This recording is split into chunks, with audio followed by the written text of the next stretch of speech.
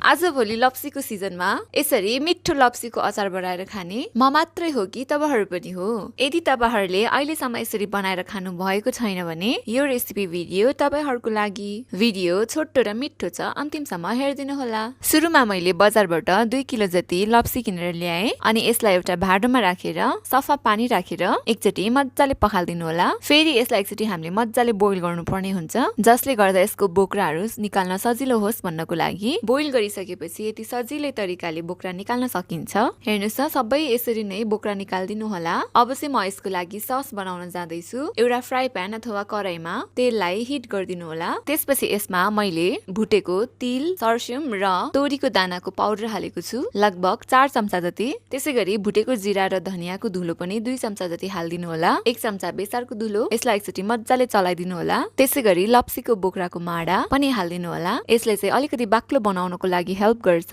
यसलाई पनि एकचोटी मज्जाले मिक्स गरिदिनु होला। अब चाहिँ म यसमा गुलियोको लागि चिनी एड गर्न जाँदैछु। हजुरहरूले आफ्नो टेस्ट अनुसार चिनी राख्न सक्नुहुन्छ। त्यसपछि 2 पिस जति चाकु पनि एड गरिदिनु होला। त्यसैगरी 2 चम्चा भुटेको खुर्सानीको धुलो। हजुरहरूले कतिको पिरो खान चाहनुहुन्छ त्यही अनुसार खुर्सानीको धुलो राख्दिनु होला। 1 चम्चा हिङ, 1 चम्चा बिरे नुन, त्यसैगरी स्वाद अनुसार नुन। अब यसमा लप्सीलाई बोइल गरेको पानी एड गरिदिनु होला अनि एकचोटी मज्जाले चलाइदिनु होला। हाम्रो एउटा राम्रो सस नबनुन्जेलसम्म। हेर्नुस् त, हाम्रो यो सस पनि मज्जाले बनिसक्यो। अब चाहिँ म यसमा अघि बोक्रा छोडाएको लप्सी एड गर्न जाँदैछु। सबैलाई एड गरिदिनु होला। अब भने चाहिँ एकदमै स्लो हिटमा यसलाई पकाउनु पर्ने हुन्छ।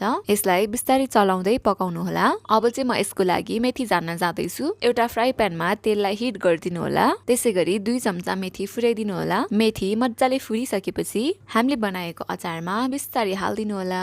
अब यसलाई एकचोटी मज्जाले चलाइदिनु होला अनि हाम्रो पर्फेक्ट र एकदमै मिठो र पिरो लप्सीको अचार पनि रेडी हुन्छ। यसलाई मजाले चिसो बनाएर हामीले बट्टामा पनि स्टोर गरेर राख्न सक्छौं। यसलाई हामीले लङ टर्मसम्म पनि खान सक्छौं। अब हजुरहरूले पनि यसरी लप्सीको सिजनमा मिठो अचार बनाएर खानु होला। अनि यो रेसिपी भिडियो कस्तो बनेको छ प्लिज कमेन्ट पनि गरिदिनु होला। यो रेसिपी चाहिँ मैले आफ्नै तरिकाले बनाएको हुनाले कुनै इन्ग्रेडिएन्ट्सहरू थप घट भएमा माइन्ड नगर्नु होला। साथै यो पेजलाई माया स्वरूप धेरै भन्दा धेरै फलो र शेयर गरी सपोर्ट पनि गरिदिनु होला है। Thank you for watching.